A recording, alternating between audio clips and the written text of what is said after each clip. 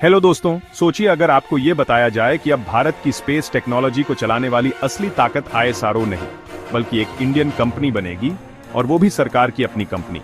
क्या आप मानेंगे कि एक दिन ऐसा भी आएगा जब भारत के खुद के रॉकेट अब सरकारी लैब से नहीं बल्कि फैक्ट्री से निकलेंगे?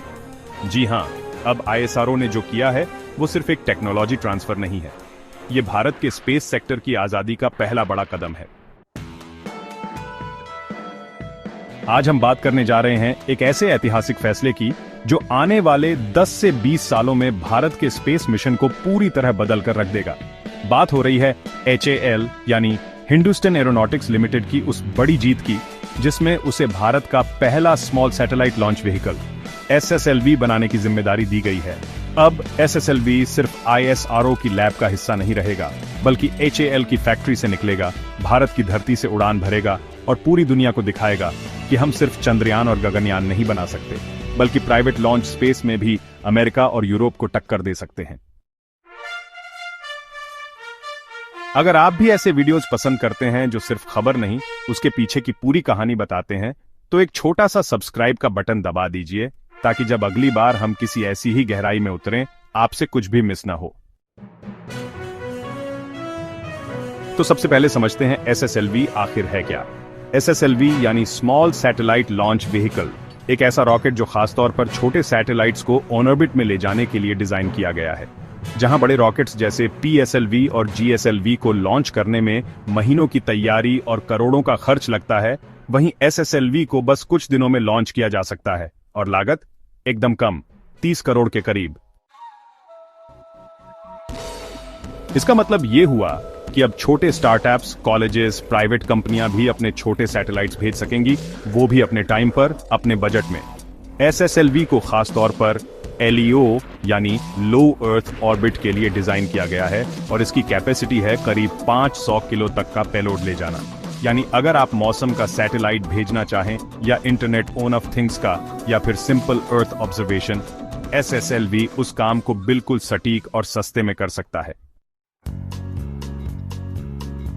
अब आते हैं ISRO के रोल पर। ISRO ने पिछले कुछ सालों में SSLV के 2 सफल मिशन किए, SSLV-D1 और SSLV-D2। खासकर D2 मिशन फरवरी 2023 में पूरी तरह सफल रहा, जिसने 3 सैटेलाइट्स को सही ऑन ऑर्बिट में पहुंचाया। यह मिशन ISRO के लिए सिर्फ एक लॉन्च नहीं था, यह एक प्रूफ था कि SSLV अब भरोसेमंद हो चुका है। अब जब SSLV की टेक्नोलॉजी तैयार है, टेस्ट हो चुकी है, तो ISRO ने वो जिम्मेदारी दी है HAL को ताकि ये अब मैन्युफैक्चरिंग स्केल पर किया जा सके। सोचिए, जैसे अमेरिका में SpaceX है, वैसे ही भारत में HAL बनने जा रहा है, अपने देश का स्पेस हार्डवेयर बनाने वाली इंडस्ट्री की रीढ़। ISRO और HAL के बीच जो टेक्नोलॉजी ट्रांसफर हुआ है वो सिर्फ SSLV की डिजाइन तक सीमित नहीं है। HAL को पूरी manufacturing process, testing, support system, engine assembly से लेकर कंप्यूटर कंट्रोल यूनिट्स तक सब कुछ ट्रांसफर किया जाएगा। यह एक तरह से ISRO का HAL को यह कह देना है कि अब तुम खुद उड़ो, हमने तुम्हें उड़ना सिखा दिया है। और यहां यह बताना जरूरी है कि HAL कोई नई कंपनी नहीं है, ये वही कंपनी है जो भारत के तेजस फाइटर जेट्स बनाती है, डॉनियर एयरक्राफ्ट्स बनाती है और अभी अभी इंडिया का पहला स्वदेशी हेलीकॉप्टर भी। अब जरा पीछे चलते हैं। जब 2020 में भारत ने अपनी न्यू स्पेस पॉलिसी अनाउंस की थी, उसमें साफ कहा गया था कि ISRO अब सिर्फ रिसर्च और साइंस मिशन पर फोकस करेगा, यानी गगनयान, चंद्रयान, वीनस मिशन, ये सब ISRO की जिम्मेदारी होगी। लेकिन छोटे सैटेलाइट्स, कमर्शियल लॉन्च और रेगुलर रॉकेट्स का जिम्मा अब प्राइवेट सेक्टर को देना है ताकि यह सेक्टर स्पेस को एक बिजनेस बना सके, और HAL को SSLV देना उसी बड़े विजन का हिस्सा है।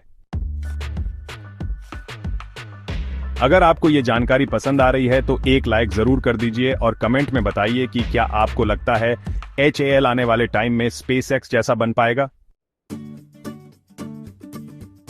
अब बात करते हैं सबसे जरूरी पहलू की, लोगों पर इसका क्या असर होगा।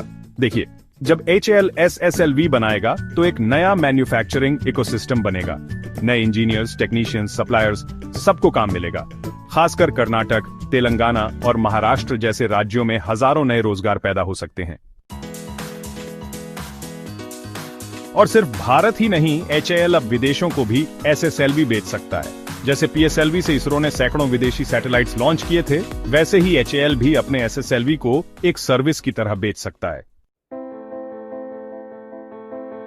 ये जो बदलाव है टेक्नोलॉजी लैब से इंडस्ट्री की ओर, ये एक नई क्रांति है। अब रॉकेट्स सिर्फ साइंटिस्ट्स के हाथ में नहीं रहेंगे, अब वो इंजीनियरिंग कॉलेज से निकले नए लोग बनाएंगे, टेस्ट करेंगे और लॉन्च करेंगे। यही वो तरीका है जिससे अमेरिका, चीन और यूरोप आगे बढ़े हैं और अब भारत भी उसी रास्ते पर चल पड़ा है। दोस्तों, अगर आपने अभी तक सब्सक्राइब नहीं किया है तो एक बार फिर से कहूंगा, सब्सक्राइब जरूर करें, क्योंकि आगे हम बात करने वाले हैं HAL के आने वाले मिशनों की और आपको बिल्कुल भी मिस नहीं करना चाहिए। अभी अमेरिका में आप देखिए, SpaceX और ब्लू ओरिजिन जैसी कंपनियां साल में दर्जनों लॉन्च कर रही हैं। वहीं चीन की सरकारी कंपनी CASC तो हर हफ्ते एक लॉन्च करती है। भारत को भी उस मुकाम तक पहुंचाने के लिए सच कहूं तो SSLV जैसे low cost, high frequency launch vehicles की जरूरत है। और HAL, जिसे देश के सबसे बेस्ट इंजीनियर्स चलाते हैं, वो इस गैप को भर सकता है।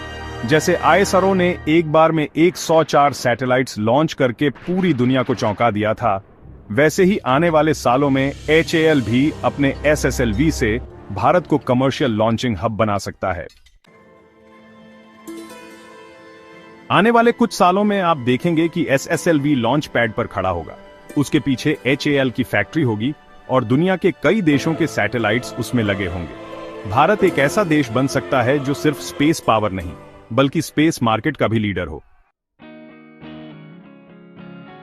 और ये सब इसलिए मुमकिन हुआ क्योंकि ISRO ने समय रहते सही फैसला लिया और HAL ने उस मौके को जिम्मेदारी से थाम लिया। तो दोस्तों, ये थी पूरी कहानी HAL और SSLV की, जो भारत के स्पेस भविष्य की नींव रखने जा रहे हैं। अगर आपने यहां तक वीडियो देखा है तो यकीन मानिए आप उनमें से हैं जो सिर्फ न्यूज नहीं, उसका मतलब भी समझते हैं। एक बार फिर से कहूंगा, वीडियो को अपने दोस्तों के साथ जरूर शेयर करें ताकि उन्हें भी पता चले कि भारत अब सिर्फ स्पेस में पहुंचने की नहीं, उसे चलाने की भी तैयारी कर चुका है। और हां, कमेंट में जरूर बताइए, HAL से आप क्या उम्मीदें रखते हैं? क्या आप मानते हैं कि एक दिन भारत का अपना SpaceX होगा? जय हिंद।